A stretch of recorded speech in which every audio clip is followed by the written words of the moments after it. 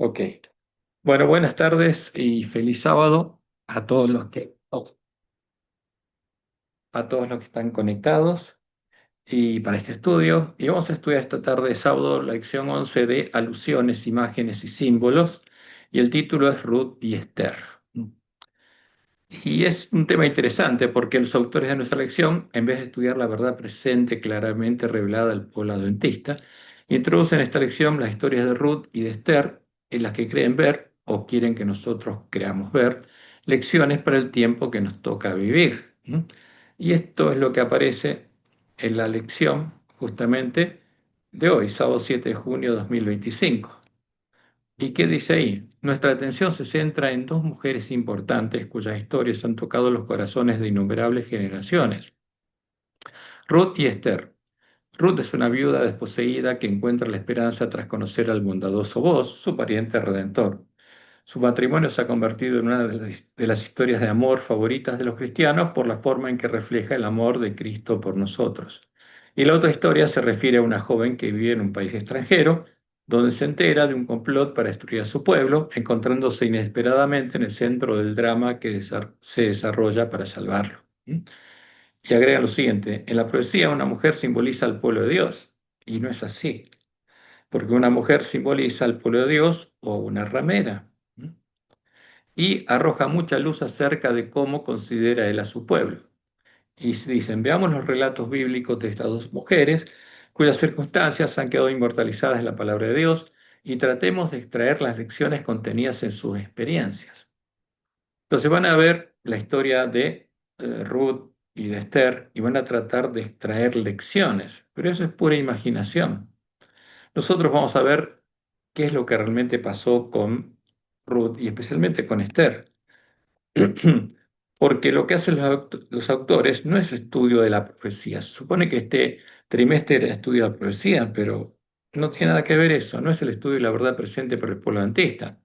Es el uso de la imaginación para dar sustento a la falsa profecía.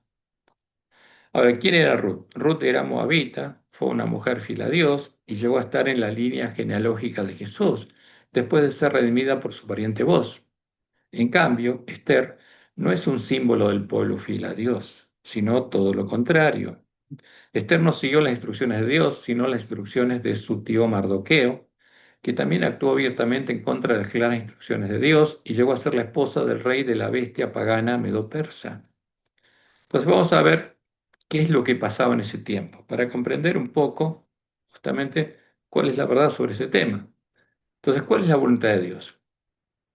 La historia de Esther y Mardoqueo, porque Mardoqueo era un judío que se hacía llamar Mardoqueo, ¿para qué? Para asociar a su nombre al dios Marduk, el principal dios de los babilonios y los medopersas que ahora habían colonizado las tierras de Babilonia.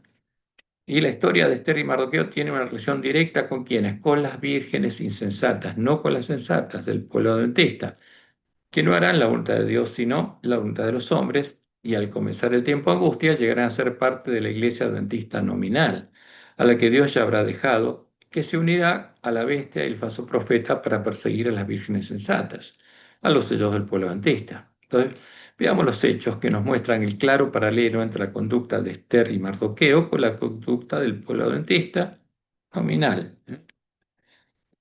Vamos a ver lo que Dios anunció primero. Cuando el pueblo de Dios se había corrompido, el propósito de Dios al permitir que llegara el tiempo de la ira sobre Judá y Jerusalén y que su pueblo fuera llevado cautivo a Babilonia, era que un remanente fiel, que lo buscara, lo encontrara y llegara a conocerlo, volviera a su tierra y los lugares asolados fueran reedificados. ¿Para qué? Para volver a purificar a su pueblo. Y leemos en Jeremías 24, 5 al 7. Así ha dicho Jehová, Dios de Israel: como a estos higos buenos, porque le mostró justamente a Jeremías dos canastas de higos, unos buenos y otros malos, como a estos higos buenos, así miraré a los transportados de Judá, a los cuales eché de este lugar a la tierra de los caldeos para bien. Entonces, ¿qué dice Dios? Yo permito esto para bien de mi pueblo, porque pondré mis ojos sobre ellos para bien y los volveré a esta tierra, y los edificaré y no los destruiré, los plantaré y no los arrancaré, y les daré corazón para que me conozcan que yo soy Jehová, y me serán por pueblo, y yo les seré ellos por Dios, porque se volverán a mí de todo su corazón. Entonces, ¿qué pasaría? Dios volvería a traer un remanente y volvería a tener con ellos la relación que había tenido con la primera generación que entró a la tierra de Israel, al pueblo que había llegado a conocerlo en el desierto. Y en Jeremías 29, del 10 al 14 leemos, porque así dijo Jehová, cuando en Babilonia se cumplan los 70 años, porque el tiempo de la ira establecía que tenía que la tierra descansar los 70 años que no la habían dejado descansar. Cuando en Babilonia se cumplan los 70 años, yo os visitaré y despertaré sobre vosotros mi buena palabra.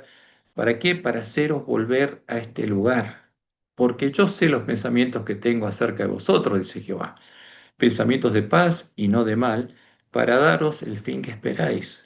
Entonces me invocaréis y vendréis y oraréis a mí, y yo os oiré, y me buscaréis y me hallaréis, porque me buscaréis de todo vuestro corazón. Y seré hallado por vosotros, dice Jehová, y haré volver vuestra cautividad, y os reuniré de todas las naciones, de todos los lugares a donde os arrojé, dice Jehová, y os haré volver al lugar de donde os hice llevar. Entonces, ¿qué pasaría? Un remanente fiel volvería y volvería a tener la misma relación con Dios que tenía al principio. Y ese era el propósito de Dios para el bien de su pueblo. Por eso permitió que llegara el tiempo de la ira. Ahora, fíjense que como en ese tiempo, ahora, para que su pueblo pueda venir el Mesías, los lugares asolados por Babilonia deben ser reedificados. Dios necesita que un remanente fiel lo busque, lo encuentre, porque lo busque de todo su corazón. Porque hay un paralelo entre la reedificación de Jerusalén y el templo con lo que debe ser reedificado en este tiempo. ¿Por qué? Porque Daniel 7, 23 al 25 anunciaba lo que haría justamente la bestia romana, especialmente el cuerno pequeño de la bestia romana, ¿no? Dijo así: la cuarta bestia será un cuarto reino en la tierra, el cual será diferente de todos los otros reinos, y a toda la tierra devorará, trillará y despedazará. Y los 10 cuernos significan que de aquel reino se levantarán 10 reyes, y tras ellos se levantará otro, el cual será diferente de los primeros, y a 3 reyes derribará. Y hablará palabras contra el Altísimo, o sea, ¿contra quién? Contra Jehová. Y a los santos del Altísimo quebrantará, los asesinará. Y pensará en cambiar los tiempos y la ley, y será entregado en su mano hasta tiempo y tiempos y medio tiempo. 1260 años desde el 538 hasta que llegue el tiempo del fin. Y lo que dice la profecía de Daniel 8 es que aún se engrandeció contra el príncipe de los ejércitos. ¿Con quién? ¿Contra quién? Contra Jesús, el primogénito entre muchos hermanos, porque buscó ocupar su lugar. Y por él fue quitado el continuo, la obra de Jesús y de su Padre en el templo del nuevo pacto. Y el lugar de su santuario fue echado por tierra, asesinando al remanente de la iglesia del desierto, porque el templo de Dios, como dice el doctor de Hebreos, la casa donde Jesús oficiaba, éramos nosotros, dice. Y a causa de la prevaricación le fue entregado el ejército junto al continuo y echó por tierra la verdad, y se perdió el conocimiento de la verdad, e hizo cuanto quiso y prosperó. ¿Hasta cuándo? Como dice la profecía de Daniel 8:14, y él le dijo, hasta 2300 tardes y mañanas. Luego, el santuario será, y el original dice, reedificado, hecho derecho, puesto en pie. Aunque en nuestras Biblias dice purificado, porque los jesuitas, los traductores, quieren asociar este hecho con Antíoco Epífanes, pero no tiene ningún sentido hacer eso, porque esto ocurriría en el tiempo del fin. Y Antíoco Epífanes vivió en el siglo segundo antes de Cristo. Entonces, ¿qué tiene que pasar con el santuario? Tiene que ser reedificado, como Dios le mostró en la Juá, y leemos en Primeros Escritos, página 65.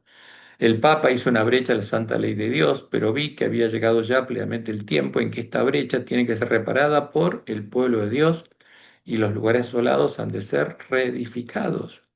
O sea, tiene que haber columnas en el templo de Dios. ¿Mm? Y en eso el pueblo antista tiene una parte importante, porque es el responsable de que eso ocurra. Ahora, ¿qué había pasado en ese tiempo? Mardoqueo se había olvidado de por qué estaban en las tierras de Babilonia y de las instrucciones de Dios a su pueblo y actuó motivado por motivos políticos, buscando poder, el poder de la bestia, violando abiertamente los claros mandamientos de Dios. Y vamos a leer el libro Esther, capítulo 2, versículos eh, 1 en adelante, 1 al 6 creo que es. Acá me equivoqué al poner 5, creo que es el 1 al 6. ¿Mm? Había en Susa, residencia real, un varón judío cuyo nombre era Mardoqueo. Fíjense, Mardoqueo, su padre no le puso Mardoqueo, porque ese es un sinónimo de Marduk. Después él a su hija, a su prima que la adoptó como hija, le hizo poner el nombre de la esposa de Marduk.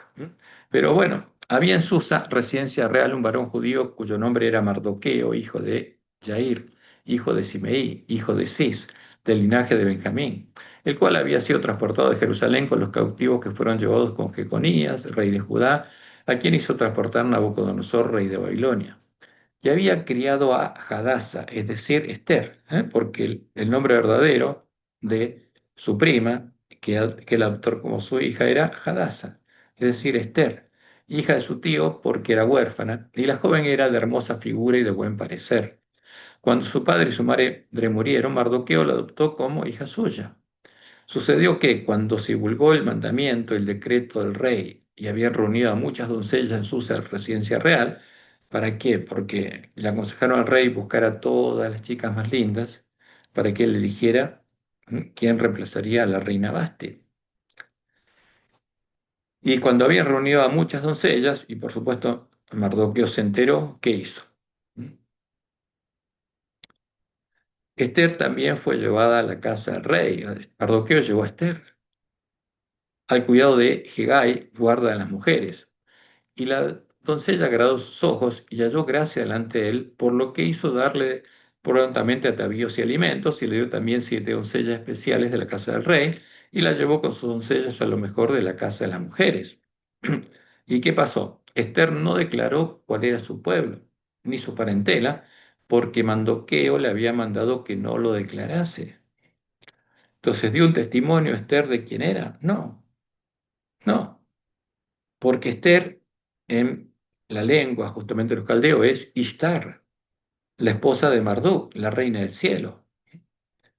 Y todo esto elucubrado ¿por quién? Por Mardoqueo. Entonces vamos a ver qué pasó. Cómo Mardoqueo violó todos los mandamientos de Dios. Primero, Dios le había prohibido a su pueblo casar a sus hijas con los paganos, y Mardoqueo buscó casar a su prima Hadasa, la cual había adoptado y criado como una hija, con el rey pagano de la bestia que lo sojuzgaba. Y esto es totalmente contrario a la voluntad de Dios, como leemos en Éxodo 34, 15 al 16. Por tanto, no harás alianza con los moradores de aquella tierra, porque fornicarán en pos de sus dioses, y ofrecerán sacrificios a sus dioses, y te invitarán, y comerás de sus sacrificios, o tomando de sus hijas para tus hijos, y fornicando sus hijas en pos de sus dioses, harán fornicar también a tus hijos en pos de los dioses de ellas. Y en Deuteronomio 7, 3 al 4 tenemos una orden directa, y no emparentarás con ellas, no darás a tu hija a su hijo. O sea, está. ¿Y quién era Hadasa? Era la hija adoptiva de Mardoqueo. Y la instrucción de Dios es que no la diera a quién, a un pagano. ¿Y él lo hizo? No, violando el mandamiento de Dios. No darás a tu hija a su hijo, ni tomarás a su hija para tu hijo, porque desviará a tu hijo de pos de mí y servirán a dioses ajenos. Y el furor de Jehová se encenderá sobre vosotros y te destruirá pronto. Y cuando volvieron de Babilonia a su tierra para reedificar los lugares asolados, ¿qué pasó? Fíjense lo que dice Esdras 9, del 12 al 15. Esdras les recuerda el mandamiento de Dios. Ahora pues, no daréis vuestras hijas a los hijos de ellos, ni sus hijas tomaréis para vuestros hijos, ni procuraréis jamás su paz ni su prosperidad, para que seáis fuertes y comáis el bien de la tierra, y la dejéis por heredad a vuestros hijos para siempre. Mas después de todo lo que nos ha sobrevenido a causa de nuestras malas obras y a causa de nuestro gran pecado, ya que tú, Dios nuestro, nos has castigado de acuerdo con nuestras iniquidades y nos diste un remanente como este, porque el remanente ya había vuelto, dice Esdras, hemos de volver a infringir tus mandamientos y a emparentar con los pueblos que cometen estas abominaciones. No te indignarías contra nosotros hasta consumirnos sin que quedara remanente ni quien escape. Oh Jehová, Dios de Israel, tú eres justo, pues, puesto que hemos quedado un remanente que ha escapado, como en este día, henos aquí delante de ti en nuestros delitos, porque no es posible estar en tu presencia a causa de esto. Entonces, ¿qué pasaba? Justamente lo que dice es de Esdras y después lo vuelven a decir Nehemías, es que no podían volver a violar la ley de Dios. ¿Y qué hizo Mardoqueo? Abiertamente la violó. ¿Mm? Porque dio a su hija adoptiva a un pagano. Ahora, en ese remanente del que habla Esdras, que había buscado y encontrado a Jehová y había vuelto a su tierra, no estaban ni Hadasa ni Mardoqueo. Se habían quedado ¿dónde? En las tierras de Babilonia, porque buscaban otra cosa.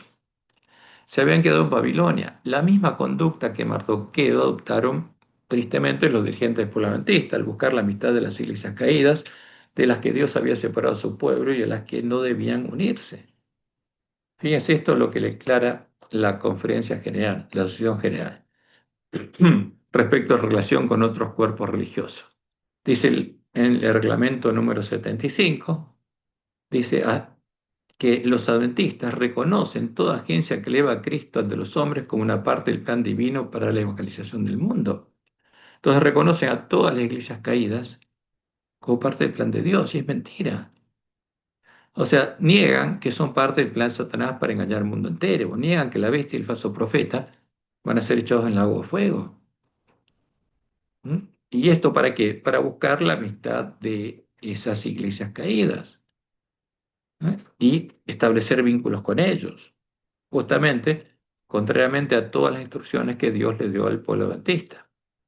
Ahora, ¿qué otra cosa violó Mardoqueo? Dios le había prohibido a su pueblo adorar y nombrar el nombre de los dioses paganos, y Mardoqueo instruyó a Hadasa, no solamente él tomó un nombre que derivaba de Marduk, sino instruyó a Hadasa para que se hiciera llamar Ishtar o Esther, el nombre pagano de la reina del cielo, para tener ventaja sobre las otras chicas y para que el rey y sus siervos creyeran que también era pagana y adoraba a la reina del cielo, y le mandó ocultar su identidad hebrea. Esa es la instrucción de Mardoqueo. Ahora, ¿qué había dicho Dios a su pueblo? Fíjense, vamos a leer primero Deuteronomio 12 del 1 al 5. Estos son los estatutos y decretos que cuidaréis de poner por obra en la tierra que Jehová, el Dios de tus padres, te ha dado, para que tomes posesión de ella, todos los días que vosotros viviereis sobre la tierra. ¿Y cuál es la instrucción? Destruiréis enteramente todos los lugares donde las naciones que vosotros heredaréis sirvieron a sus dioses, sobre los montes altos y sobre los collados, y debajo de todo árbol frondoso. Derribaréis sus altares y quebraréis sus estatuas y sus imágenes de acera. ¿Eh? Ahora, porque los cananeos llamaban acera a quién, a Istar o a Esther. Consumiréis con fuego las imágenes de Istar o de acera, las consumiréis con fuego, y destruiréis las estatuas de sus dioses, y raeréis su nombre de aquel lugar. O sea, fíjense, ¿y qué hizo Mardoqueo? Le puso a Hadasa, hizo que se haya a llamar Istar, y Dios había prohibido eso. No haréis así a Jehová vuestro Dios, sino que el lugar que Jehová vuestro Dios escogiere de entre todas las vuestras tribus, para poner allí su nombre para su habitación, ese buscaréis y allá iréis. ¿Mm? Y en Éxodo 23:13 leemos, y todo lo que os he dicho guardadlo, y nombres de otros dioses no mentaréis, ni se oirá de vuestra boca. ¿Mm? Y eso es muy claro. Y por supuesto, Mardoqueo violó todo abiertamente porque no le importaba, buscaba otra cosa. Y en Éxodo 23:32 dice, no harás alianza con ellos ni con sus dioses. ¿Y qué buscaba Mardoqueo?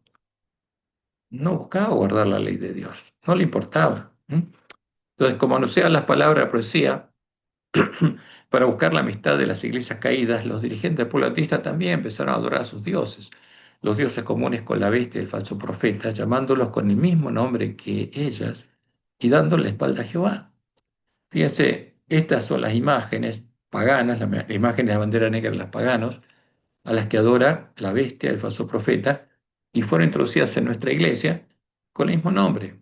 Y ahí tenemos el libro oficial de la iglesia, de la organización de la iglesia adventista, explicando la doctrina fundamental número dos, la Trinidad, y el mismo nombre, cosa que Dios prohibió. Y vamos a ver por qué. Ahora, ¿y qué más hizo Mardoqueo? E hizo Esther. Para que el rey la eligiera como su reina, Esther debía acostarse con él, debía fornicar con él sin estar casada, debía cometer adulterio porque el rey estaba casado con la reina Basti. Y, siguiendo las órdenes de Mardoqueo, lo hizo. Fíjense lo que dice el libro de Esther. Y cuando llegaba el tiempo de cada una de las doncellas para venir al rey Asuero, porque llevaron a todas las chicas más lindas, y iba a ser Asuero, se iba a acostar con todas.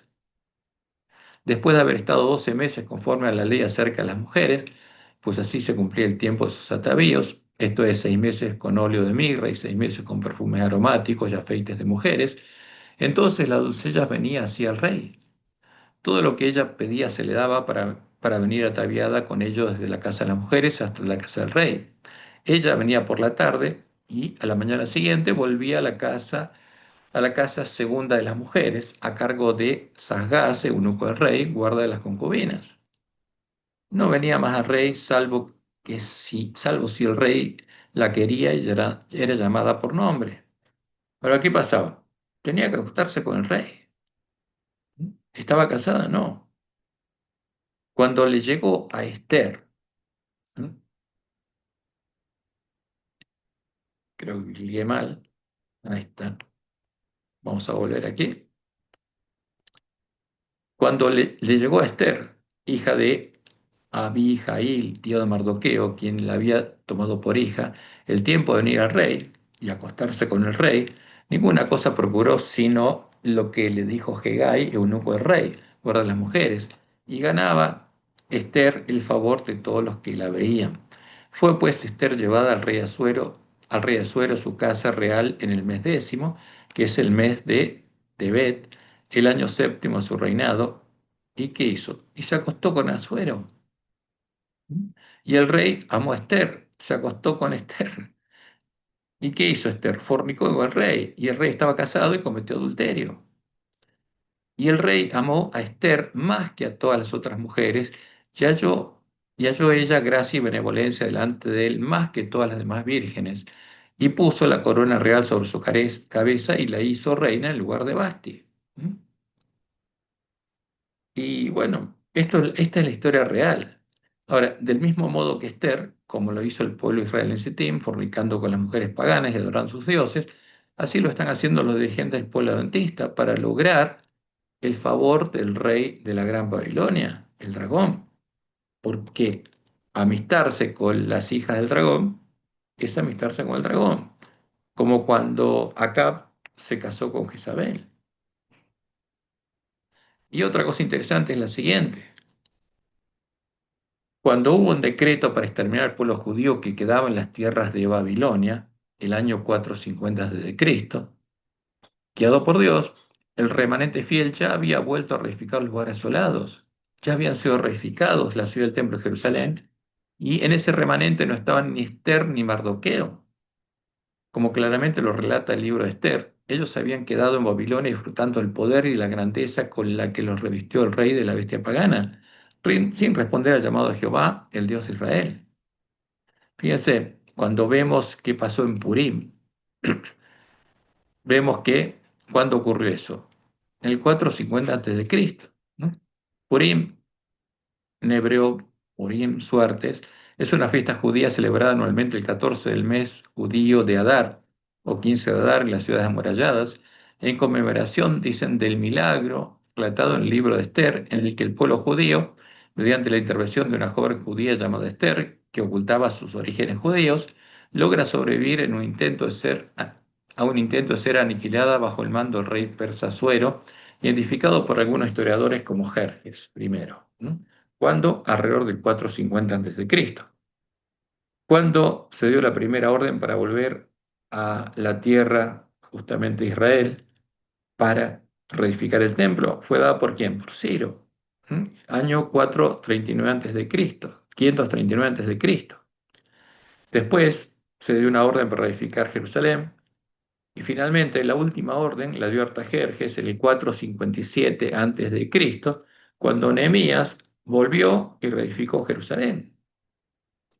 Y 7 años después estuvo el problema entre quién, entre Mardoqueo, que buscaba poder político, y Amán, y todo eso ocurrió ¿dónde? En Babilonia. ¿Y tiene algo que ver con la voluntad de Dios? No, porque el pueblo fiel a Dios que había buscado y encontrado a Jehová había vuelto a su tierra. Y los que quedaron en Babilonia, ¿quiénes eran? Los impíos. Y Esther y Mardoqueo eran impíos, porque no habían hecho la voluntad de Dios. Fíjense que Nehemías también se había quedado en Babilonia y después, al enterarse de lo que estaba ocurriendo con sus hermanos que habían vuelto a reedificar Jerusalén, se decidió a hacer la voluntad de Dios y Dios lo guió y reedificó el templo, el muro de Jerusalén, y Jerusalén fue habitada nuevamente. Pero ¿qué pasó con Mardoqueo y Esther? No les importaba eso. ¿Mm? ¿Qué les importaba? El poder político. Y eso es lo que quedó relatado en el libro de Esther, Esther 10, del 1 al 3, el último capítulo, que es cortito, pues son estos tres versículos. El rey Asuero impuso tributos sobre toda la tierra y hasta las costas del mar, y todos los hechos, su poder y autoridad, y el relato sobre, ¿qué cosa? La grandeza de Mardoqueo. ¿Mm? ¿Cuál es el objetivo del libro de Esther? Mostrar la grandeza que logró Mardoqueo. ¿Dónde? ¿En el pueblo de Dios? No, en Babilonia. La grandeza de Mardoqueo con que el rey le engrandeció, ¿no está escrito en el libro de las crónicas de los reyes de Media y de Persia? ¿Dónde está escrito? El libro de Dios, no. Porque Mardoqueo el judío fue el segundo después del rey Asuero y grande entre los judíos. ¿Entre quiénes? Entre los muchos judíos impíos que se quedaron en las tierras de Babilonia y no quisieron volver a su tierra, de acuerdo a la voluntad de Dios. Y estimado por la multitud de sus hermanos, porque procuró el bienestar de su pueblo, y habló paz para todo su linaje. ¿Paz dónde? Paz en Babilonia, basada en el pacto con la muerte, como dice Isaías 28. ¿Mm?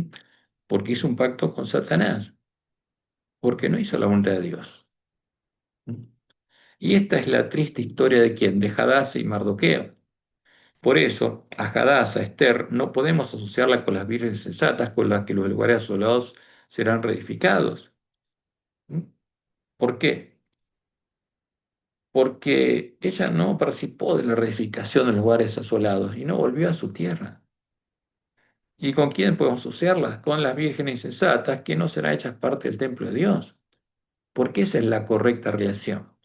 Mardoqueo es un símbolo de quién?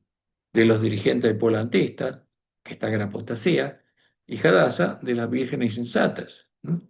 Y a Mardoqueo debemos asociarlo con los dirigentes adventistas impíos que están buscando la amistad de Satanás, el rey de la Gran Babilonia y de las hijas de la Gran Ramera. Ellos se han convertido en constructores de puentes con la Gran Babilonia, con la bestia y el falso profeta, con la sinagoga de Satanás, como ellos mismos lo dicen. Fíjense, esta es otra declaración de la Asociación General bajo el título de Libertad Religiosa y Ecumenismo. Y habla de relaciones con otros cuerpos religiosos. En 1980 la Asociación General nombró un concilio de relaciones entre las iglesias. En 1980 estableció el credo adventista para que las otras iglesias reconocieran a la iglesia adventista como una iglesia hermana. Y ahí introdujo qué cosa? Los ídolos de la Gran Babilonia, con el fin de dar supervisión y orientación general a las relaciones de la iglesia con los demás cuerpos religiosos.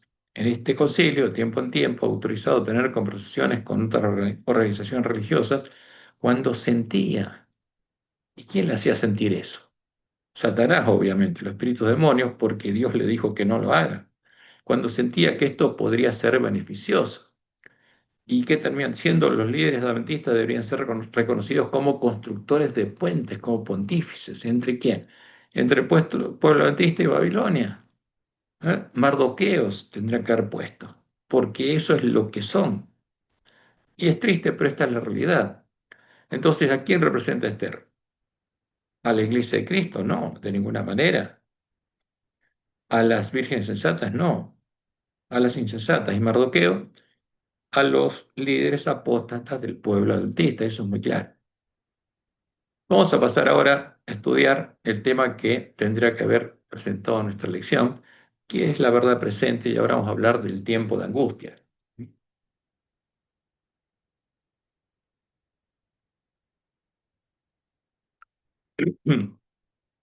Como Dios lo anunció en nuestra iglesia, después que ha sido sembrada la semilla de la cizaña, el falso Jesús, que es el disfraz del engañador y el testigo falso, el disfraz de Satanás, se está predicando el falso evangelio y la falsa profecía encendida y la infernal satánica, como Dios le mostró a la de Joai, que tiene por objeto engañar al pueblo adventista y preparar una gran cosecha de cizaña para Satanás, una gran cosecha de hacedores de maldad. Y vamos a enfocarnos en cuáles son los principales objetivos de la falsa profecía. Y vamos a nombrar algunos de ellos. Por ejemplo, primero, negar que el pueblo adventista es probado y sellado antes del comienzo del tiempo de angustia, antes que suene la primera trompeta, como vimos en el estudio de la semana pasada. Y como leemos el noveno tomo de los testimonios, página 97, dice Elena, ojalá que la gente conociese el tiempo de su visitación. Hay muchos que todavía no han escuchado la verdad probatoria para este tiempo. Hay muchos con quienes el Espíritu de Dios está batallando. Y agrega, el tiempo de los juicios destructores de Dios, las trompetas que suenan al comienzo del tiempo de angustia, es el tiempo de misericordia para los que no hayan tenido oportunidad hasta ese momento de enterarse de la verdad. El Señor los contemplará con ternura y se conmoverá su corazón de misericordia. Su mano todavía permanece extendida para salvar. ¿A quién? Al pueblo que está en Babilonia, mientras la puerta se ha cerrado para los que no quisieron entrar, para las vírgenes insensatas. Y eso es muy claro. ¿Y qué quiere hacer la falsa profecía? Negarlo, negarlo. Para que creamos que el tiempo de nuestra prueba es el mismo tiempo de prueba para el pueblo que está en Babilonia. Eso es una mentira. Y nosotros ya vimos esto, que hay dos tiempos en que se cierra la puerta, dos fines de tiempo. Primero, cuando ya hay 144.000 columnas del templo de Dios y llega el fin del tiempo gracias por el polantista.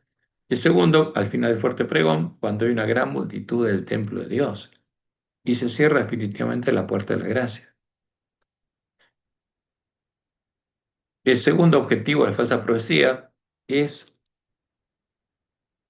hacerle creer al polantista que está guardando el sábado cuando lo está violando, junto a los primeros tres mandamientos, al adorar el sábado ¿a quién? A la imagen de la bestia, porque está adorando a la misma imagen que Roma, al mismo ídolo. Y está violando abiertamente el sábado, porque no adora a Jehová, adora a la imagen de la bestia, al Dios la Trinidad, a la abominación desoladora de la que habló el profeta Daniel. Tercero, tercer objetivo de la falsa profecía, indicar que la ley dominical pasiva, la que establece el domingo como día de descanso universal obligatorio, es la que define el comienzo del tiempo de angustia y que es la ley que va a aprobar el pueblo adventista. Y es mentira. Cuando Dios nos mostró claramente que el comienzo del tiempo de angustia es anunciado por la primera trompeta, la que produce daño repentino en la tierra, y solo puede producir daño cuando ya ha sido sellado el pueblo de Dios. Como lo vimos en la lección de la semana pasada, que dijo que vio Elena, una visión. Dice, anoche se mostró una escena, parecía como si una inmensa bola de fuego ascendía sobre el mundo y destruía grandes casas. De diversos lugares procedía el clamor, el Señor ha venido, el Señor ha venido. ¿Por qué? Porque esa es la señal de que vino como ladrón en la noche, empieza el tiempo de angustia. Y dice Elena, muchos, quienes adventistas, no estaban preparados para encontrarse con él, pero unos pocos adventistas decían, alabado sea el Señor. Y ahora viene la pregunta de los que se enteran en ese momento, que no sabían nada. ¿Por qué alaban al Señor? Preguntaban los que estaban por ser afectados por destrucción de repentina, porque el día de Jehová empieza de este modo. ¿Y cuál es la respuesta? Porque ahora vemos lo que habíamos estado esperando. Y ahora viene la pregunta, si sabían que estas cosas iban a suceder, ¿por qué no nos advirtieron? Fue la terrible respuesta. ¿Mm? ¿A quién le dicen esto? A los pocos adventistas que estaban preparados y alababan. Y siguen diciendo, no estábamos preparados, no estábamos enterados de estas cosas. ¿Por qué nos dejaron en la ignorancia? ¿Quiénes los dejaron en la ignorancia? Los sellados del pueblo adventista, las vírgenes sensatas, puestos que nos veían con frecuencia, los conocían, pero no les hablaron. ¿Por qué no se familiarizaron con nosotros y nos informaron acerca de los juicios venideros para que sirviéramos a Dios y no pereciéramos? Y como ya vimos, estos pocos adventistas son los que hicieron la voluntad de Dios, porque Dios los manda a sus siervos fieles a darle primero, en primer lugar, el verdadero alimento a tiempo de sus hermanos porque se les va a cerrar la puerta. ¿Y qué dicen? Ahora estamos perdidos. Pero ¿qué le dicen los sellados? No, no están perdidos. Y empieza a explicarle la profecía, que ahora llegó el tiempo en que tienen que hablarle a ellos, que es el tiempo de gracia para ellos. Mientras la puerta se cerró, para las vírgenes insensatas que no quisieron entrar. Pero por supuesto la falsa profecía quiere ocultarlo, para que el pueblo antista no se prepare. Y la otra cosa falsa que enseña es que indica que los adventistas que no se hayan preparado y presuntamente estén guardando el sábado, aunque estén adorando a la imagen de la bestia, van a recibir la lluvia tardía y comenzar el tiempo de angustia, cuando Dios nos mostró claramente que van a recibir una influencia impía de Satanás, la lluvia tardía de Satanás. Y las declaraciones de Lea son muy claras. Los que reciban el sello del Dios vivo y sean protegidos en el tiempo de angustia deben reflejar plenamente la imagen de Jesús. Deben haber sido transformados por Dios a imagen de Jesús. Vi que muchos descuidaban la preparación necesaria, esperando que el tiempo de refrigerio y la lluvia tardía los preparase. Y esto es lo que enseñan la falsa profecía y el falso evangelio. Para sostenerse el día del Señor y vivir en su presencia, dice ella, oh, ya cuántos vi sin amparo en el tiempo de angustia. Habían descuidado la preparación necesaria, habrían creído al engaño, como las vírgenes insensatas, porque fueron a preguntar a los hombres y las engañaron, y por lo tanto no podían recibir el refrigerio indispensable para sobrevivir a la vista de un Dios santo. Vi que nadie podrá participar del refrigerio, de la lluvia tardía, a menos que haya vencido todas las tentaciones y triunfado del orgullo, el egoísmo, el amor al mundo, y sobre toda palabra y obras malas. Ahora, ¿qué va a pasar con los impíos del pueblo antista, con la cizaña? Y Dios le mostró claramente esto. Dice Elena, me di vuelta para mirar la compañía que seguía postrada delante del trono y no sabía que Jesús la había dejado y que se había cerrado la puerta. ¿Y quién estaba ahí ahora? Satanás. Satanás estaba dirigiendo la iglesia adventista nominal. Satanás parecía estar al lado del trono procurando llevar adelante la obra de Dios, guiando la organización de la iglesia adventista. Vi a la compañía alzar las miradas hacia el trono y orar, Padre, danos tu espíritu. ¿A quién lo oraban? A Satanás. Y lo hacen al ver la señal que anuncia el comienzo del tiempo de angustia y le oran a la imagen de Satanás a la que están adorando. Satanás soplaba entonces sobre ella una influencia impía. ¿Qué hace Satanás? Derrama la falsa lluvia tardía sobre los impíos que actuarán impíamente el tiempo de angustia. En ella, dice Elena, había luz y mucho poder, el poder que usara el falso profeta para hacer caer fuego del cielo delante de los hombres, pero nada de dulce amor, gozo ni paz. El objeto de Satanás era mantenerla engañada. ¿A quién?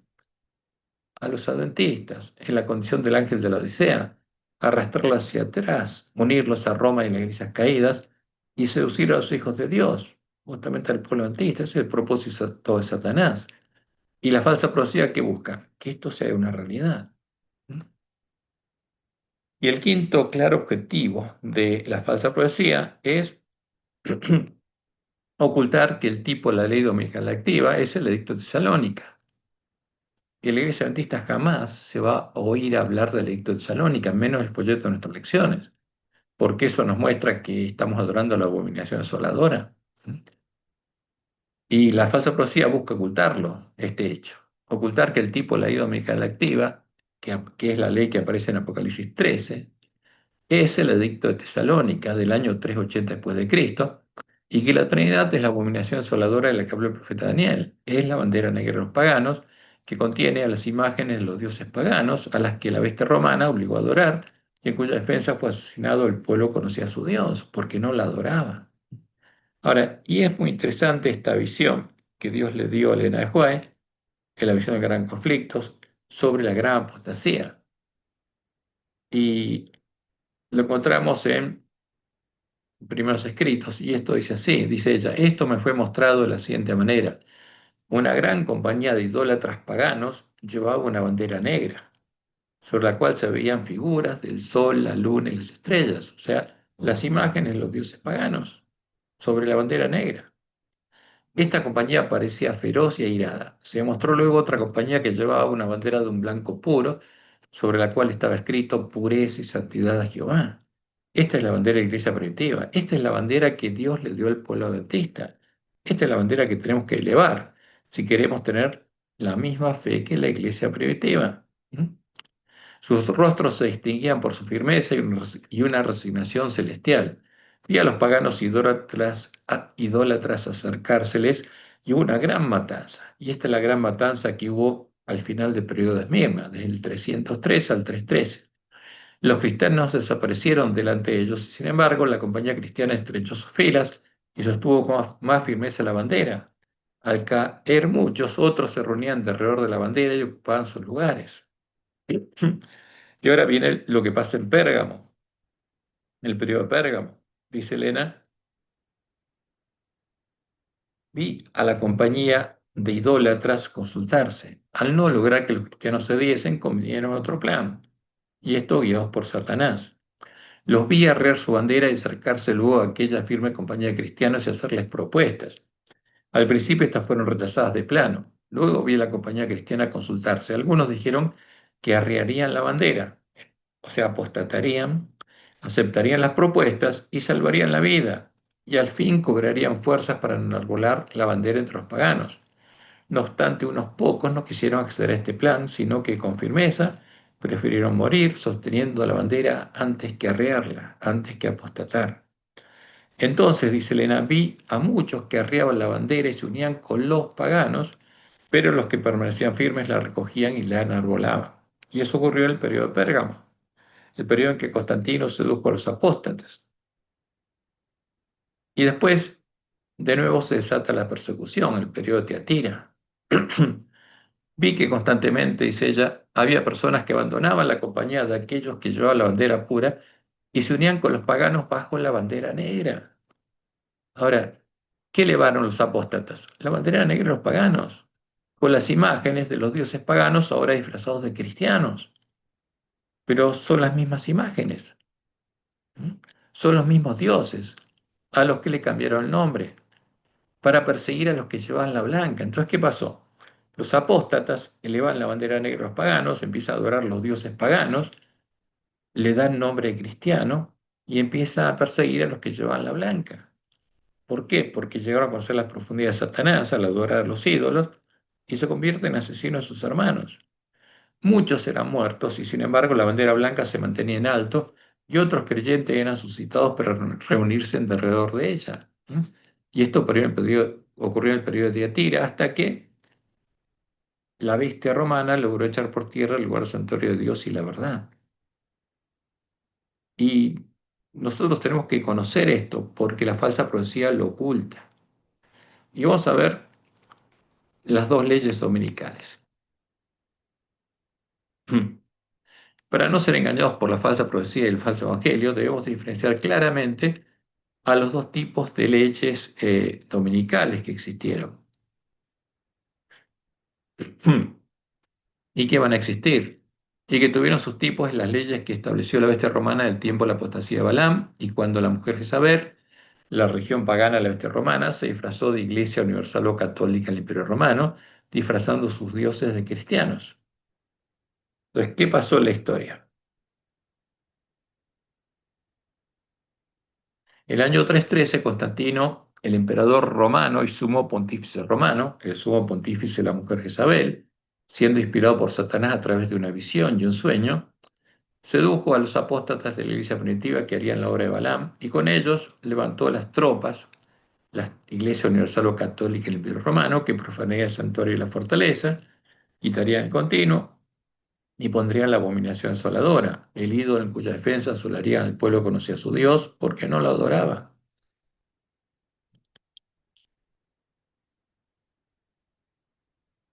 Y Daniel 11, 31 al 33 es claro, hablando del rey del norte, que en ese tiempo era Roma. Y se levantarán de su parte tropas. O sea, ¿qué levantó Constantino? Unas tropas especiales, que es la Iglesia Universal o Católica del Imperio Romano, que profanarán el santuario y la fortaleza a la verdadera Iglesia de Cristo y quitarán el continuo, ¿no? La obra de Jesús y su Padre en el templo del Nuevo Pacto, y pondrán la abominación desoladora, el ídolo en cuya referencia asesinaría al pueblo de Dios. Y ese ídolo es la Trinidad, vamos a ver. Con lisonjas seducirá a los violadores del pacto. Mas el pueblo conoce a su Dios, el remanente de la iglesia primitiva, la iglesia del desierto, que seguía elevando la bandera de un blanco puro que decía pureza y santidad a Jehová, se esforzará y actuará. Y los sabios del pueblo, que conocía a su Dios, instruirán a muchos y por algunos días caerán a espada y a fuego en cautividad y despojo. Empezarían a ser asesinados. Y para recibir la recompensa de Constantino, los apóstatas empezaron a llamar Cristo a la imagen que Satanás le había mostrado a Constantino en su visión, la imagen del sol con una cruz en el medio, símbolo de los hijos del dios Sol y la diosa Luna, símbolo de Tamuz, de Horus, de Mitra y Apolo. Y al hacer esto, porque lo hacen conscientemente, se hace habitación de demonios. Ellos, con cosas sacrificadas a los ídolos, son los que definirían la doctrina de Jezabel, la doctrina que disfrazaría de cristianas a las imágenes de la bandera negra de los paganos, porque elevarían de nuevo la bandera negra de los paganos y están las imágenes de los dioses paganos, pero ahora disfrazados de cristianos. Y el año 321, los apóstatas aconsejaron a Constantino establecer el domingo, el día del dios Sol, como día de descanso universal en todo el Imperio Romano. Y Constantino firmó el edicto que es el tipo de la ley dominical pasiva, una ley civil que no quitaba la libertad religiosa, como no la quitará la nueva ley dominical pasiva. Y entonces Silvestre I, el entonces obispo de la nueva iglesia creada por Constantino, el que llegaría a ser el primer papa, cuando en representación de Satanás, Constantino le diera su trono, su poder y su autoridad como sumo pontífice de Isabel, cambió el día de reposo en la Iglesia Universal o Católica de Roma del sábado al domingo, porque ahora había dos iglesias, está la Iglesia Universal o Católica del Imperio Romano que había levantado Constantino y estaba la verdadera iglesia.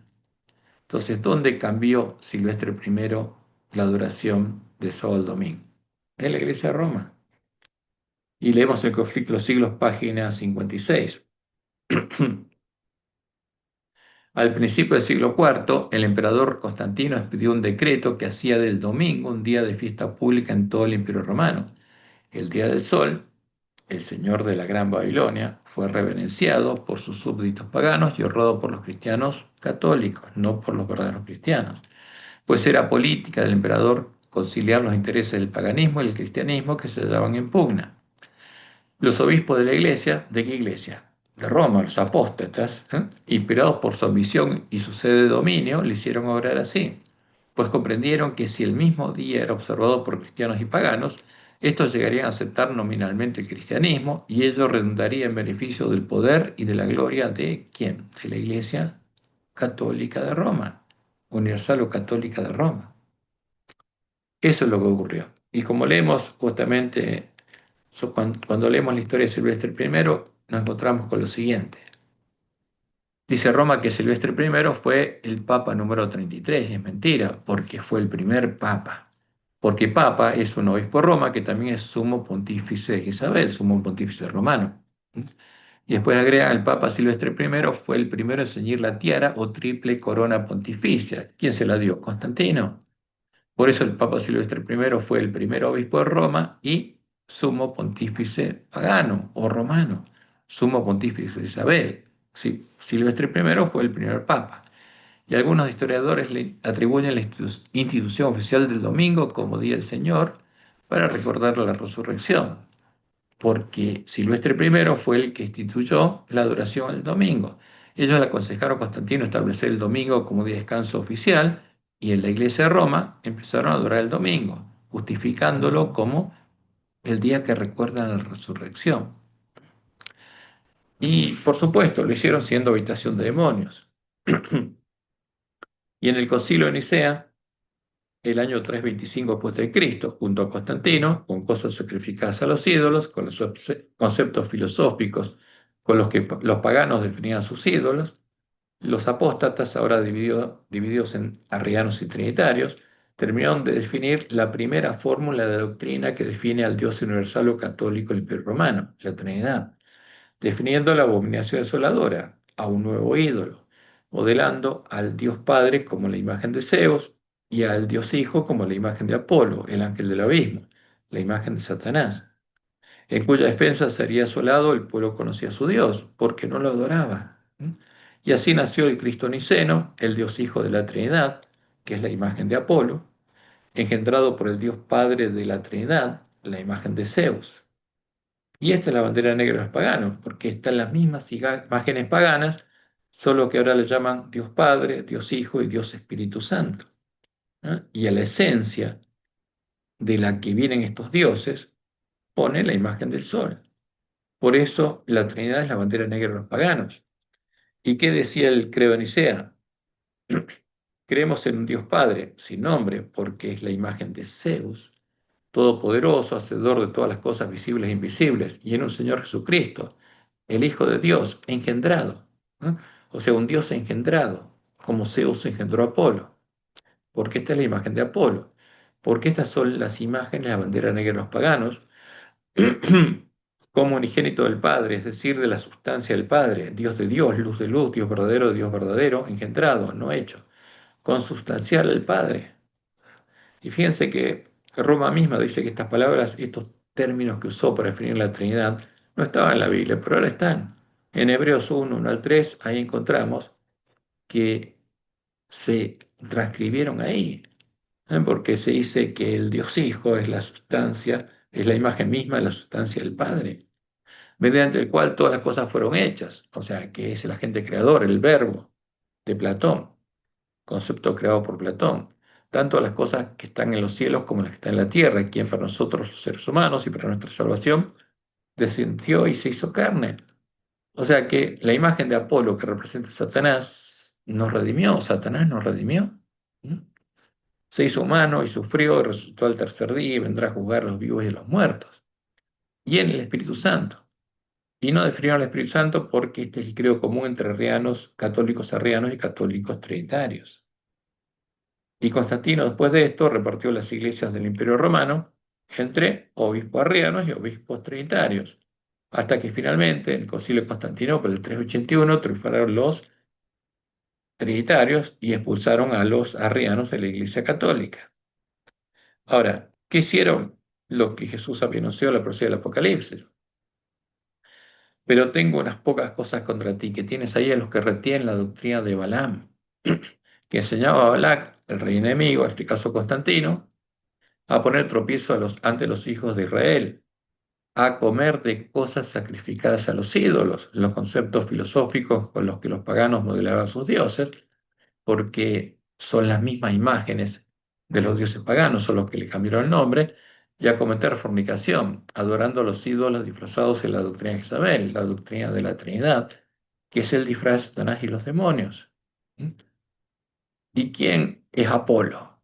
Como dice claramente Jesús en Apocalipsis 9:11, es el rey de los espíritus de demonios y tienen por rey sobre ellos al ángel del abismo. ¿Quién es? Satanás, cuyo nombre es en hebreo es Abadón, el destructor, y en griego Apolión, Apolo, el hijo de Zeus, porque en griego antiguo a Apolo lo llamaban Apolión. ¿Mm? Entonces, ¿qué dice Jesús? Que Apolo es la imagen de Satanás, el Dios, el rey de los espíritus de demonios. Y por supuesto que Roma elevó la bandera de negros paganos como Dios le mostró en el Juárez. ¿Por qué? Porque usa la imagen de Zeus como la imagen del Dios Padre de la Trinidad. Y la imagen de Apolo, acá tenemos Apolo Helios del de Gem, la imagen. Después tenemos también Apolo con halos, de Andromento. Y después tenemos Apolo Helios Jesús, porque la misma imagen la llamaban Jesús, la imagen de Satanás. Y después acá tenemos el Apolo moderno, haciendo, fíjense, unos signos esotéricos con la mano. Y los paganos reconocen claramente justamente estas imágenes. Cuando buscamos a Apolo y buscamos a Apolo en el arte, ¿qué dice ahí? En el mosaico del suelo romano de fines del siglo II del de Gem, la romana Tistro, puede identificársele como Apolo Helios, porque es el sol, y es Apolo, el hijo del sol, por su halo radiante, aunque entonces incluso la divina desnudez de un dios se oculta bajo su túnica, señal de crecientes convenciones de modestia en el periodo tardío. Otro mosaico de Apolo con halo, de Adromento, está en el Museo de Sus. Las convenciones de esta representación, cabeza ladeada, labios levemente abiertos, grandes ojos, corte de pelo en rizos cayendo sobre el cuello, se desarrollaron en el siglo III a.C. para representar a Alejandro Magno. Y algún tiempo después de la realización de este mosaico, las primeras representaciones de Cristo serían imberbes y con halos. Y esta es la primera imagen que hicieron los apóstatas, que es del siglo IV, está en la Basílica Santa Constanza de Roma, que es Apolo, Helios y ahora llaman Jesús. Y simplemente ahora ¿qué hicieron? Le pusieron barba para tratar de diferenciarlo en imágenes de Apolo, pero es Apolo, este no es Jesús, este es Satanás. Y justamente el halo indica que es una hipóstasis del sol. Y la cruz de Manta significa que, ¿qué cosa? Que es un dios hijo del sol. ¿Mm? Porque esta es la bandera negra de los paganos. Y estas son las imágenes de la bandera negra de los paganos. A Zeus lo llamaron Dios Padre, a Apolo Dios Hijo, y al Dios mensajero, a Hermes, el Dios Espíritu Santo. Ahora, ¿qué pasa con esto? Como dice Pablo en 1 Corintios 10, 19 al 21. ¿Qué digo pues? ¿Que el ídolo es algo o que sea algo lo que sacrifican los ídolos? Antes digo que lo que los gentiles sacrifican a los demonios sacrifican y no a Dios. Entonces, si nosotros comemos de lo que se sacrifica a los demonios, ¿de qué estamos comiendo?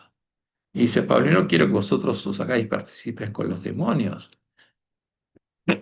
No podéis beber la copa del Señor y la copa de los demonios. No podéis participar de la mesa del Señor y de la mesa de los demonios, como le llama Jesús la mesa de los borrachos. Porque si comemos de eso y lo hacemos conscientemente, vamos a terminar siendo habitación de demonios, como la apóstata de la iglesia primitiva. Y cumpliendo sus promesas, Constantino, como cabeza del dragón, le dio al obispo de Roma su trono, su poder y su autoridad como sumo pontífice romano, sumo pontífice de la región pagana del Imperio Romano, la mujer Isabel, que ahora se había disfrazado de iglesia y se manifestó el hombre de pecado. Como leemos el conflicto de siglos, páginas 53 y 54. La conversión nominal de Constantino, de nombre, como la iglesia adventista nominal del tiempo de angustia, a principios del siglo IV causó gran regocijo y el mundo disfrazado con capa de rectitud se introdujo en la iglesia. Desde entonces, la obra de corrupción progresó rápidamente. ¿Dónde? En la iglesia de Roma. El paganismo, que parecía haber sido vencido, vino a ser el vencedor. Su espíritu, los espíritus de demonios, dominó la iglesia. ¿Qué iglesia? La iglesia católica. Sus doctrinas, ceremonias y supersticiones se incorporaron a la fe y al culto de los que profesaban ser discípulos de Cristo. Toda la tradición pagana. Esta avenencia o unión entre el paganismo y el cristianismo dio por resultado el desarrollo del hombre de pecado, predicho en la profecía, como oponiéndose a Dios y ensalzándose a sí mismo sobre Dios. Ese gigantesco sistema de falsa religión es obra maestra del poder de Satanás, un monumento a sus esfuerzos para sentarse él en el trono y reinar sobre la tierra según su voluntad. ¿Por qué? Porque cuando el Silvestre I puso en la Basílica de Letrán el trono sumo pontífice pagano, el trono de Satanás, se sentó y se ciñó la tiara, porque esta es la imagen del Dios del cielo, la tierra, el infierno, el Dios pagano, y este es Silvestre I, el maestre que se puso la tiara y se sentó en la Basílica de Letrán y puso el trono de Satanás. ¿Quién se sentó con él? Satanás, porque es el privilegio del Papa. Y acá tenemos a un hombre de pecado haciéndose adorar por otros sacerdotes, por una monjita y por reyes. ¿Mm? Y estos que están acá, ¿quién son representantes de Cristo? No, solo son Satanás, como dice Elena en 1 Escritos 2:13. La gente quedó del todo engañada, se le enseñó que el Papa y los sacerdotes eran los representantes de Cristo, cuando en verdad lo eran de quién? De Satanás. Y a Satanás adoraban cuantos ante ellos se postraban. ¿Por qué? Porque elevaban la bandera negra de los paganos con las imágenes de Satanás y los demonios. Y la imagen de Satanás es la imagen de Apolo. El Cristo niceno es la imagen de Satanás. Entonces, ahí comenzó el periodo de Tiatira, que duraría hasta finales del siglo XIII, cuando finalizarían los 1260 años en los que Dios sostendría su iglesia en el desierto. cuando la mujer Isabel lograría echar por tierra el lugar santuario de Dios y la verdad, asesinando todo el remanente de la iglesia del desierto y quemando los últimos ejemplares que quedaban de la Biblia sin corrupción. ¿Y qué pasó? Cuando por adorar a la imagen de la bestia, la imagen de Satanás, los apóstoles llegaron a conocer las profundidades de Satanás y a ser parte de la simiente de la serpiente, como Caín, buscaron asesinar a sus antiguos hermanos, el pueblo conocía a su Dios, usando el poder de la bestia romana. Entonces, en el año 380 después de Cristo, el emperador Teodosio I promulgó el edicto de Tesalónica, el que quiere ocultar los lobos que están en nuestra iglesia, la ley que eliminaba la libertad religiosa y obligaba a adorar al nuevo dios oficial de la bestia romana, e indicaba que la bestia romana castigaría a los cristianos que no adoraran al nuevo dios oficial de la bestia romana, a la imagen de la bestia, al Dios de la Trinidad. Y como leemos en Apocalipsis 2, 20 y 24, Jesús había anunciado que la doctrina de Isabel es la que llevaría a conocer las profundidades de Satanás. ¿Por qué? Porque con esa doctrina se enseñaría a los siervos de Dios a fornicar y a comer cosas sacrificadas a los ídolos. Y este es el edicto de Tesalónica, el que se quiere ocultar de nuestra vista, que es el tipo de la ley dominical activa. Esta es la verdadera ley dominical. Queremos que todos los pueblos, dijo la bestia romana, profesen la religión. Entonces, fíjense, obliga a profesar una religión y elimina la libertad religiosa. ¿Qué religión? Que profesa el pontífice Dámaso, porque el Papa Dámaso y el obispo de Alejandría, y la definen así. Creemos en la bestia, dice, la bestia. Nosotros creemos en la divinidad única del Padre, del Hijo y del Espíritu Santo, bajo el concepto de igual majestad y de la piadosa Trinidad. La imagen de la bestia, porque ahora la bestia romana obliga a adorar una imagen, y esa es la imagen de la bestia, es lo mismo que hacer la bestia que sube a la tierra. Y dice, ordenamos que tengan el nombre de cristianos católicos. Fíjense, esta es la marca que le ponía la bestia romana a las que adoraban a la imagen de la bestia, la Trinidad. ¿Qué nombre? Cristianos católicos. ¿Y qué está adorando el pueblo antista ahora? Las vírgenes dormidas, al mismo ídolo. Por eso, la iglesia bautista, ¿qué hace ahora cuando bautiza? Bautiza a cristianos católicos. Está trabajando para Satanás, no para Dios. Ordenamos que tengan nombre de cristianos católicos quienes sigan esta norma, mientras que los demás, los verdaderos cristianos, los juzgamos dementes y locos.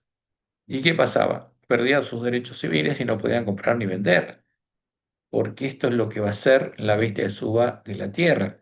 Por eso en Estados Unidos va a haber una bestia que es una imagen de la bestia romana, sobre los que pesará la infamia de la herejía, y declara hereje al que no adora a la Trinidad. Sus lugares de reunión no recibirán el nombre de iglesias y serán objeto primero de la venganza divina y después serán castigados en defensa de qué? En defensa de la imagen de la bestia, en defensa de la abominación asoladora, por nuestra propia iniciativa que adoptaremos siguiendo la voluntad celestial. ¿La voluntad de quién? La voluntad de Satanás. Porque eso pasó, como Dios le mostró en el juego y la visión del gran conflicto.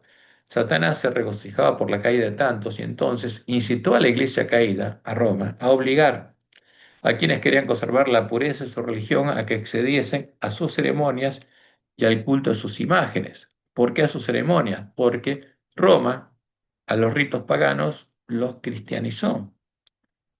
Los 7 sacramentos vienen del paganismo. Y al culto a las imágenes. ¿Cuáles? Las de la bandera negra de los paganos, las imágenes definidas en la doctrina de la Trinidad, o recibirse la muerte. Los fuegos de la persecución se sucedieron nuevamente contra la verdadera iglesia de Cristo, la iglesia del desierto, y millones fueron muertos sin misericordia. ¿Por qué? Por negarse a adorar la abominación desoladora de la Trinidad. Y eso es muy claro. Por eso buscan ocultarlo, porque el pueblo antista está adorando a la abominación desoladora. ¿Cuál fue el fruto? Como dice Juan en 1 Juan 3, 10 al 12. Los que adoraban a la Trinidad se convirtieron en hijos del diablo. En esto se manifiestan los hijos de Dios y los hijos del diablo. Todo aquel que no hace justicia y que no ama a su hermano no es hijo de Dios. Porque este es el mensaje que habéis oído desde el principio, que nos amemos unos a otros, no como Caín, que era hijo de quién? De Satanás. Era hijo del maligno y mató a su hermano. ¿Y por qué causa le mató? Porque sus obras eran malas y las hermanos justas. Y eso es lo que hicieron los apóstatas. Entonces, ¿por qué esto pasó con la iglesia primitiva que Dios sustentó por 1260 años, desde el año 31 hasta el fin del siglo XIII, cuando fue exterminada la iglesia del desierto? Pero la persecución se reanudó en el año 380 con la Eclesiástica de Salónica. Y a partir de ese momento, en defensa de la abominación desoladora, en defensa de la bandera negra de los paganos, en defensa de la Trinidad, porque eso es la Trinidad, se empezó a asesinar al pueblo que conocía a su Dios y no adoraba a los ídolos de la bandera negra de los paganos, ni al Dios Padre, la imagen de Zeus, ni al Dios Hijo, la imagen de Apolo, de Satanás, ni al Dios Espíritu Santo, la imagen de Hermes, el Dios mensajero. Por eso sabemos que la doctrina de la Trinidad es la doctrina de Jezabel, como dice la Juárez, el alfa de las herejías mortíferas sobre la presencia y la personalidad de Dios, y que la Trinidad es la abominación desoladora de la que habló el profeta Daniel, y es el ídolo, es la abominación del desolador, en cuya defensa fue asignado el pueblo que conocía a su Dios, y es el disfraz de Satanás y los demonios, porque es la bandera negra de los paganos, y el que adora a los ídolos definidos en esa doctrina, adora a Satanás y a los demonios. Y como leemos en Apocalipsis 7:6, vi a la mujer ebria de la sangre de los santos y de la sangre de los mártires de Jesús. Y cuando la vi, dice Juan, quedé asombrado con gran asombro, ¿m? Porque en defensa de la abominación desoladora se embriagó de la sangre de los mártires de Jesús. Y estos hechos históricos, que no se pueden negar, perdón, nos muestran que la doctrina de la Trinidad es la semilla de la cizaña, la doctrina de Jezabel, la doctrina que define al falso Dios, el falso Padre, el falso Hijo y el falso Espíritu Santo, de la cual cuando germina en nuestros corazones, al recibir al falso Espíritu Santo, nace un hijo del diablo, que cuando llega al final del camino espacioso, llega a conocer las profundidades de Satanás. Y esa es la semilla que ya fue sembrada en nuestra iglesia, para que Satanás pueda tener una cosecha de cizaña, una gran cosecha de cizaña, y es lo que la falsa profecía busca ocultar, porque todas las mentiras, falsas profecías para ocultar la verdad. Pero ¿qué es la Trinidad? Es la bandera de negros paganos, donde están las imágenes de los dioses paganos, que ahora tienen nombre cristianos, la imagen de Zeus, la de Apolo, la de Hermes, y la imagen del sol. Porque como acá vemos, Roma siempre representa al Dios, como ella llama al ser divino en su unidad, como el sol, como Baal, y después las tres hipóstasis del sol. ¿Eh? Va al Padre, va al Hijo y va al Espíritu Santo. Y esa es la abominación que se introdujo en nuestra iglesia, como Dios lo había anunciado. Y es importante que comprendamos que un ídolo no deja de ser un ídolo porque le cambiemos el nombre a la misma imagen, como hicieron los paganos con la imagen de Tamuz, a la que luego llamaron Horus, Mitra, Apolo y finalmente Jesús, porque sigue siendo la imagen de Satanás, o porque la Trinidad la llamemos la deidad, o porque solo adoremos a dos de estas imágenes, como lo hacían los pioneros, la imagen del Dios Padre y la imagen del Dios Hijo. ¿Por qué? Porque el Dios Hijo sigue siendo el mismo, la abominación asoladora que va a simular la segunda venida de Jesús.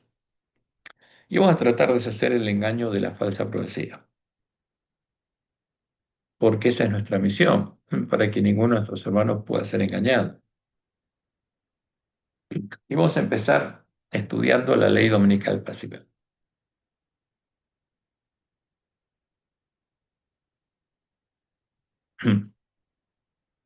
Desde nuestros púlpitos escuchamos predicar continuamente que la ley que establece el domingo como día de descanso universal obligatorio es la ley que define el comienzo del tiempo de angustia.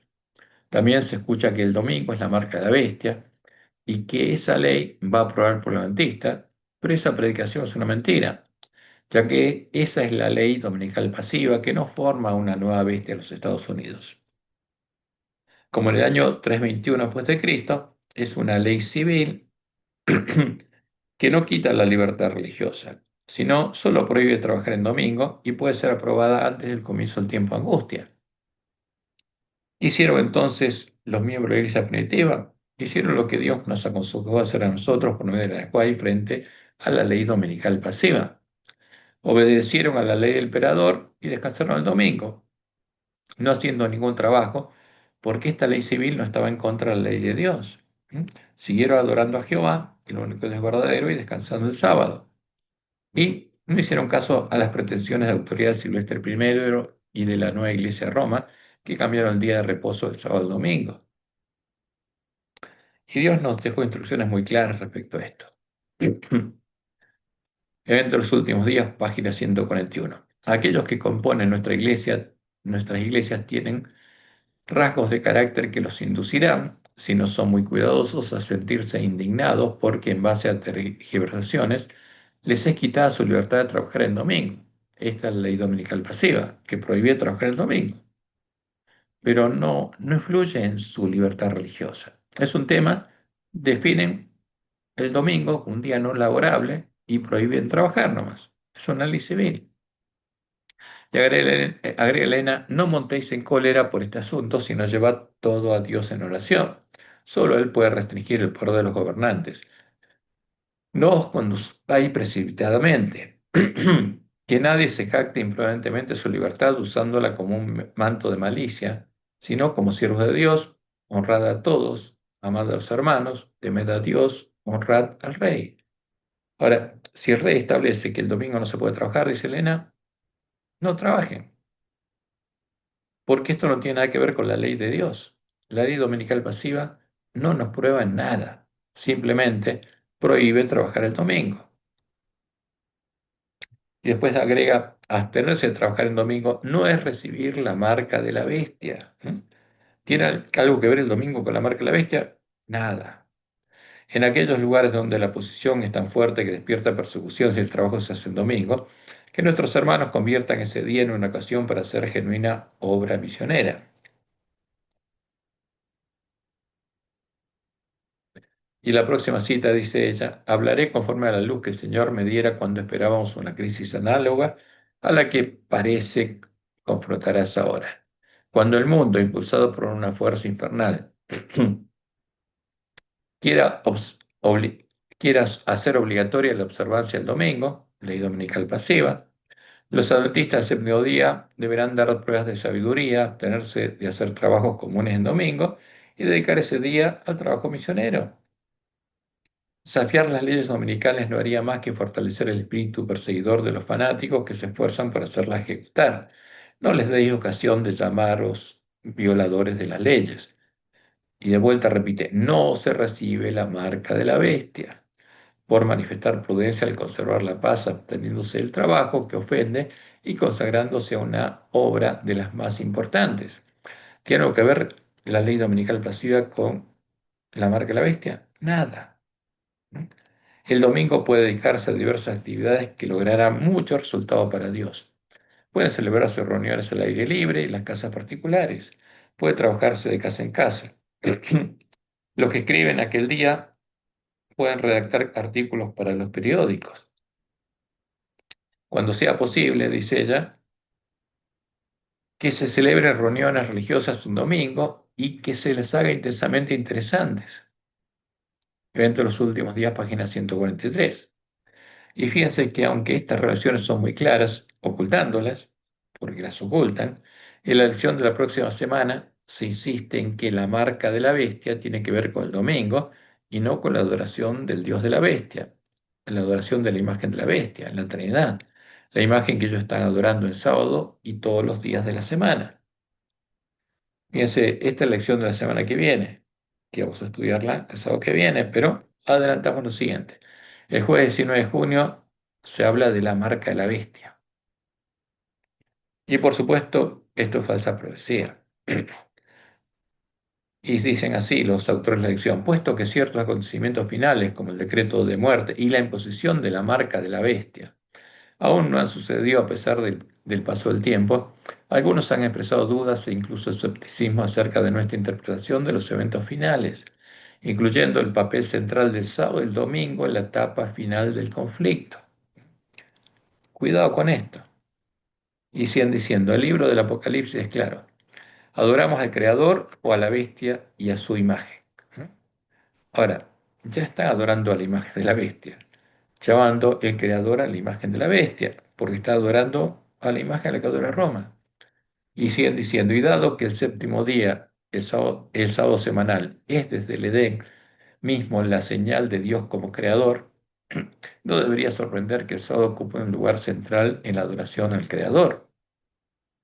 Ahora, fíjense, el sábado es parte del cuarto mandamiento y ocupa un lugar en la adoración si realmente en el sábado adoramos al verdadero creador, a Jehová, y no a la imagen de la bestia, a la Trinidad.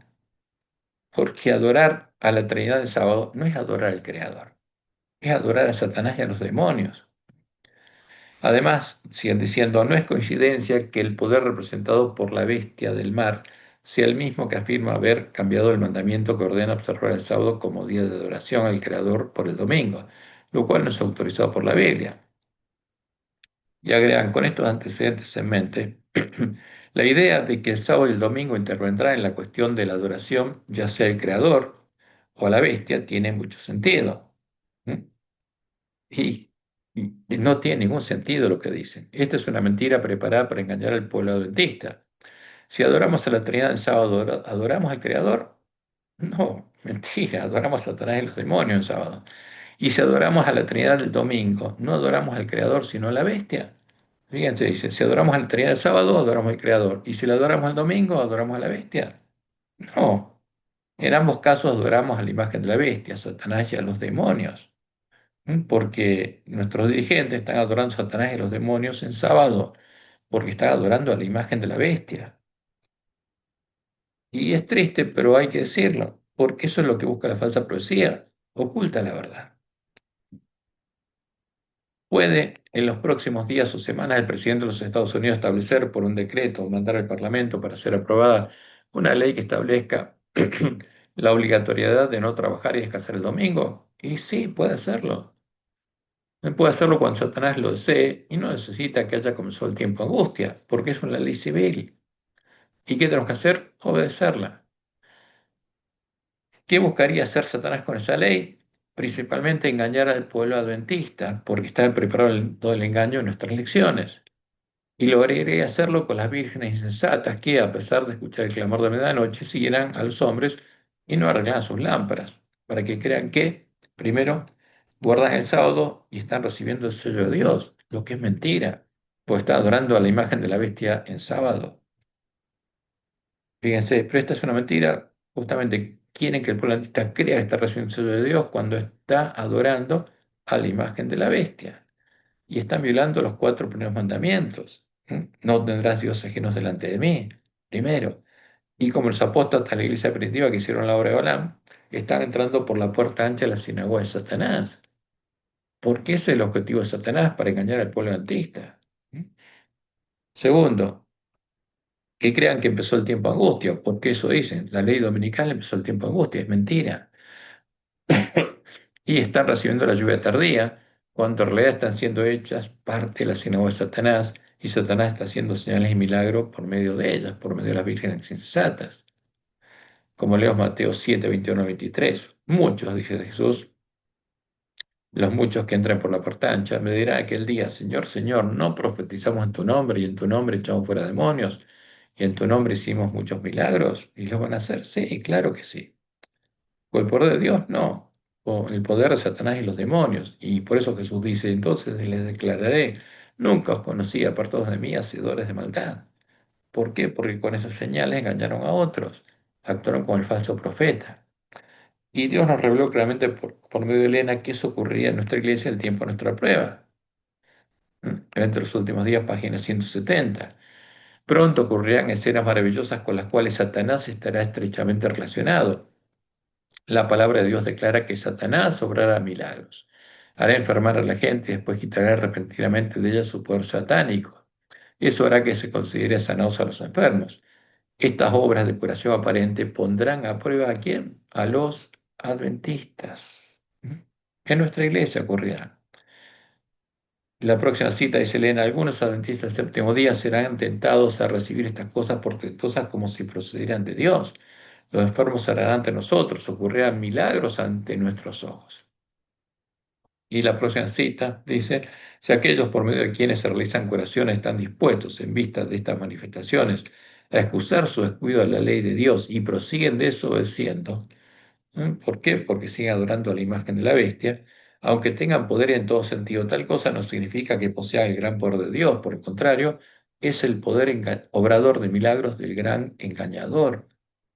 Y esto está ocurriendo, ya está ocurriendo en nuestra iglesia. Por eso, de estos folletos de escuelas sabáticas que se presenta la falsa profecía que busca engañar al pueblo antista. Y ahora dejemos la ley dominical pasiva, vamos a la activa. La ley dominical activa solo podrá ser aprobada después que haya sido sellado el pueblo antista, haya sonado la primera trompeta anunciando el comienzo del tiempo angustia, y Dios haya empezado a soltar los vientos retenidos en 1798. Pero los pasos previos necesarios para la aprobación de esta ley han sido dados. Por eso las hojas de la higuera están brotando frente a nuestros ojos. Primero, la bestia y el falso profeta ya se unieron en puntos comunes de doctrina para adorar juntos a la imagen de la bestia, y esta unión fue anunciada el 14 de febrero del 2010. A ver, vamos aquí. Como Dios le mostró a Juárez, ella dice, no podemos ver cómo la iglesia romana puede exonerarse de la acusación de idolatría, que adora un ídolo, a la bandera negra de los paganos, con las imágenes de los ídolos paganos, y esta es la religión, o sea, la adoración del mismo ídolo, los ídolos de la misma bandera, que los protestantes están comenzando a considerar tan favorablemente y que eventualmente se unirá con el protestantismo.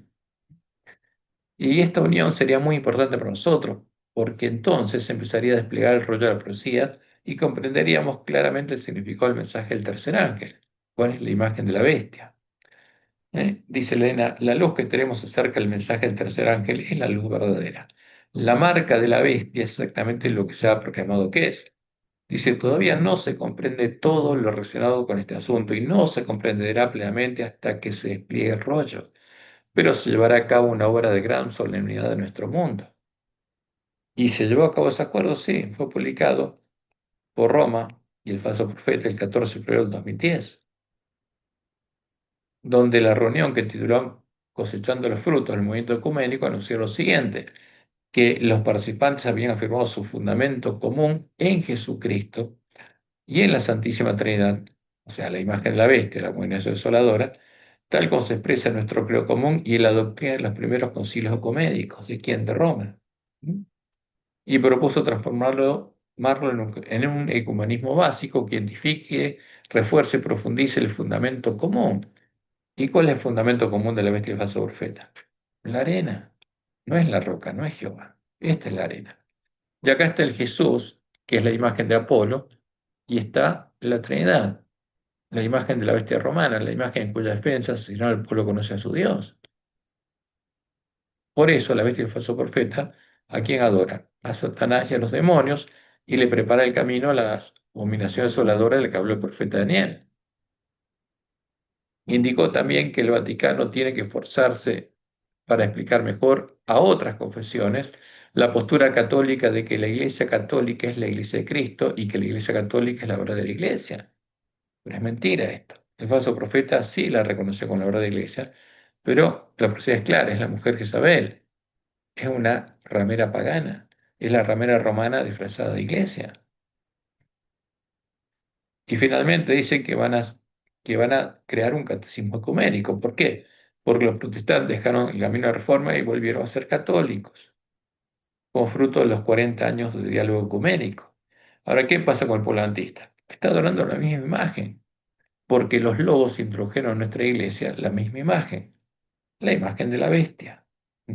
Y la iglesia adventista, ¿qué está haciendo cuando hace obra misionera? Bautizar cristianos católicos. ¿Para qué? Para preparar una cosecha de cizaña a Satanás.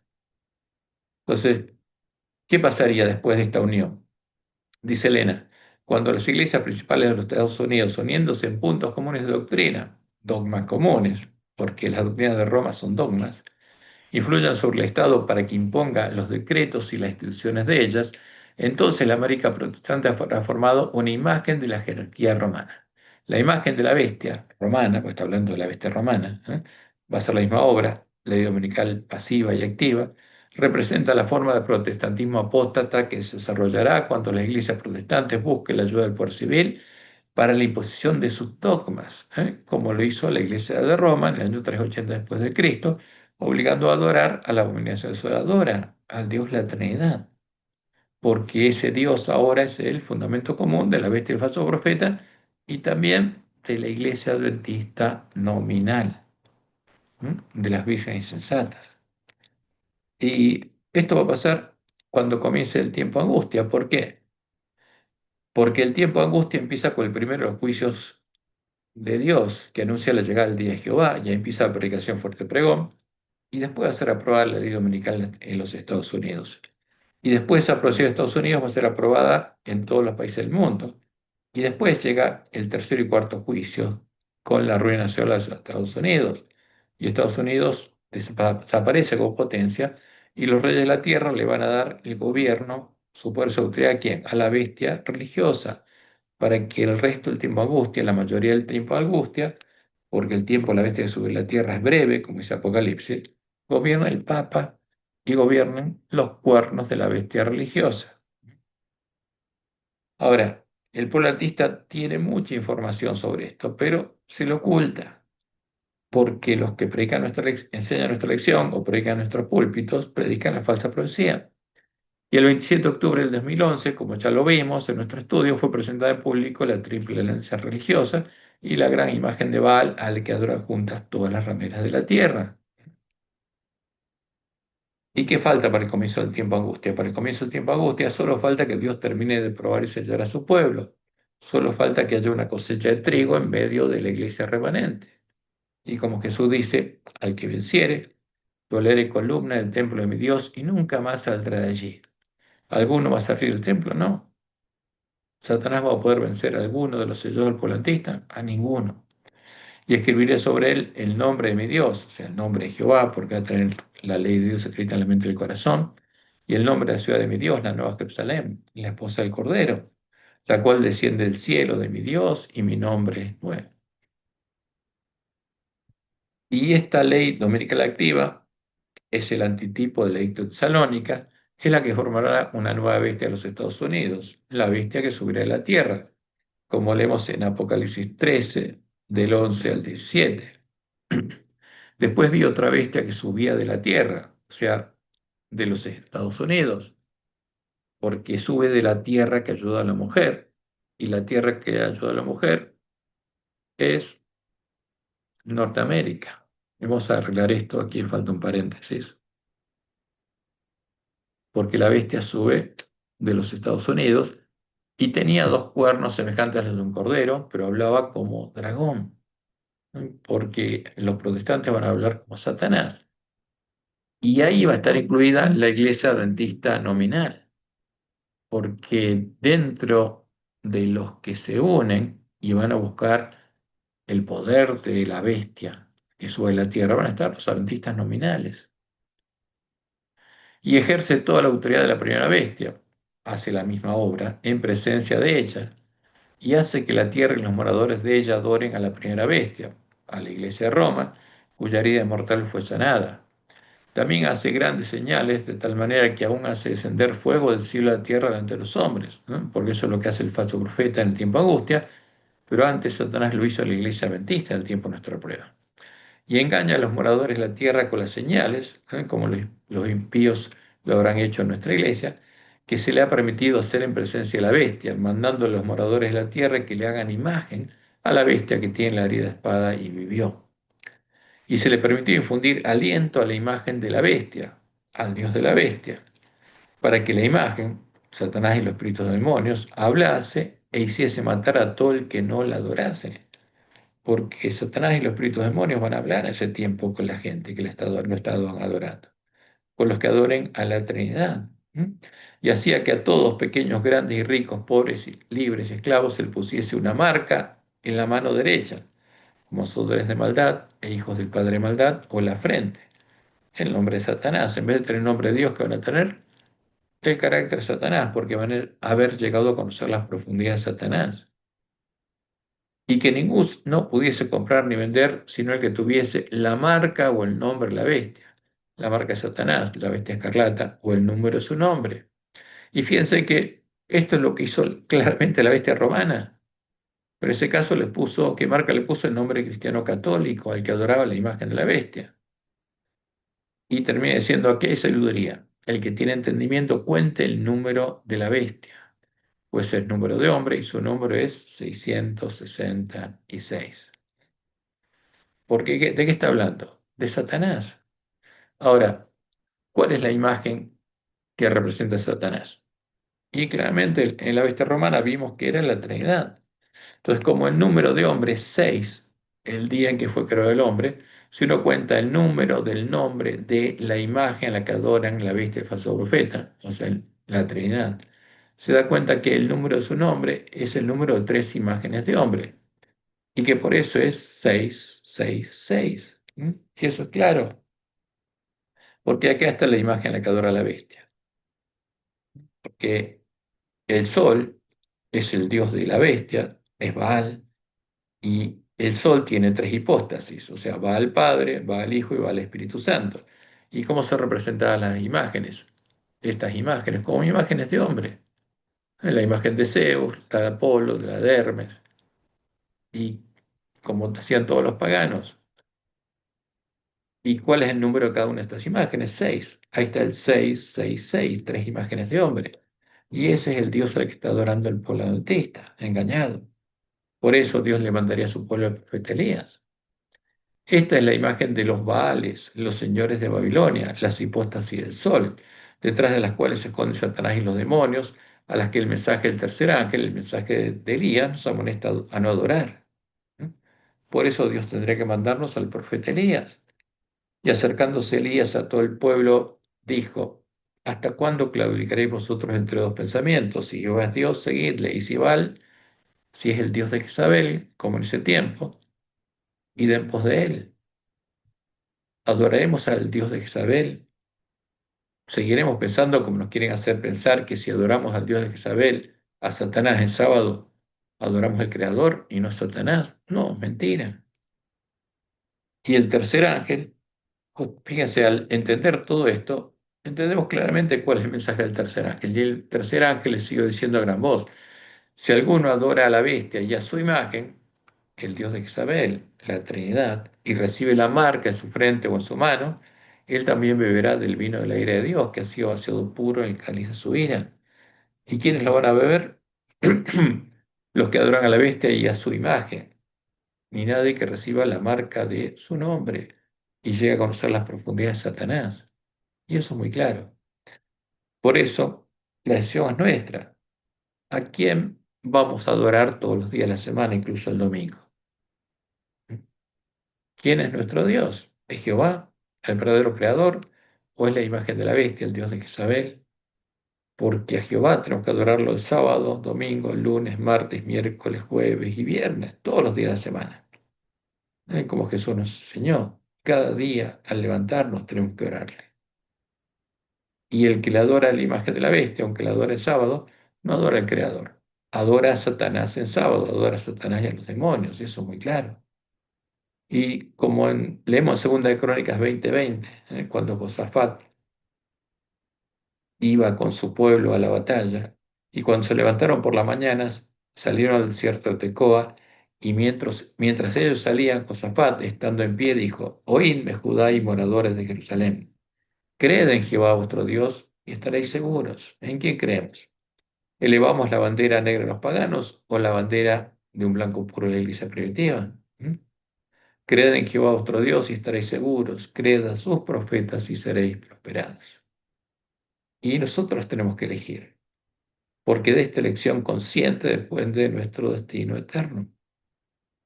Y por supuesto, nuestro deseo es que cada uno de nosotros pueda elegir adorar a quién, al verdadero Creador, a Jehová, todos los días de la semana, el sábado y el domingo, y el lunes, y el martes, y el miércoles, el jueves y el viernes. Siempre tenemos que adorar a quién, a Jehová, a nuestro Dios y Padre, nuestro verdadero Creador. Que Jehová te bendiga y te guarde y te guíe a toda verdad y que tengas un bendecido fin de sábado y una bendecida semana.